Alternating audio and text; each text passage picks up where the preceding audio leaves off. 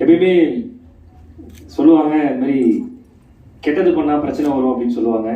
கெட்டது பண்ணா பிரச்சனை வரும், இப்போ நல்லது பண்ணா ரொம்ப பிரச்சனை வரும். ஸோ அது நான் கண்கூட நான் பார்த்துட்டு தான் இருக்கிறேன்.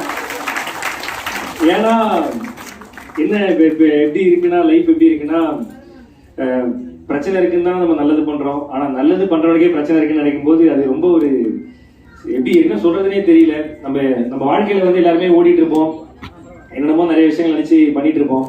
பட் ஏதாவது ஒரு விஷயம் பண்ணும்போது அது வந்து என்கரேஜ் பண்றதுனா கூட பரவாயில்ல, அதாவது இறக்கி விடுறதுக்குன்னே நிறைய பேர் நம்ம லைஃப்ல வந்து எப்பயுமே கூட இருப்பாங்க.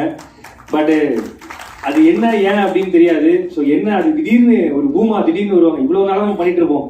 ஸோ அப்பெல்லாம் வராம திடீர்னு ஒரு நாள் ஒரு டீம் யாரோ என்ன திடீர்னு வருவாங்க.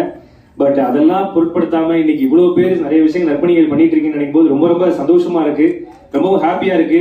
இருக்கிறதுலே இப்ப இருக்கிற எனக்கு தெரிஞ்ச வரைக்கும் உண்மையா இருக்கிற ரெண்டே சக்தி, ஒன்று கடவுள் சக்தி, ஒன்று மக்கள் சக்தி. ரெண்டுமே தான் வந்து கடைசி வரைக்கும் உண்மையா இருக்குன்னு சொல்லிட்டு நான் இப்போ வரைக்கும் பாக்குற விஷயம்.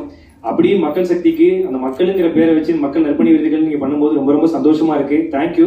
ஏன்னா நான் இங்க நிக்கிறேன்னா அதுக்கு ஒரே காரணம் தமிழ் மக்கள் பட்ட பிரச்சனைனால நான் இங்க நிக்கிறேன்.